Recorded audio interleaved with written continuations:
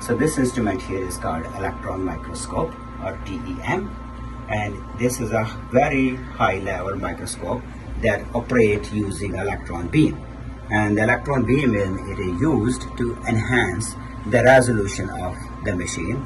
The resolution is how nicely the microscope can separate between this particle and this particle. And we use this machine to see what we have made, and also to verify that the sizes of the particle are within what we are recording or what we were expecting. And there are some particles I have on the screen right here, and these are expected to be 50 to 60 nanometer gold nanorod, and I will measure some of these to show you how it is. So I go from here to here is 54 nanometer, and then its width is about 11 nanometer.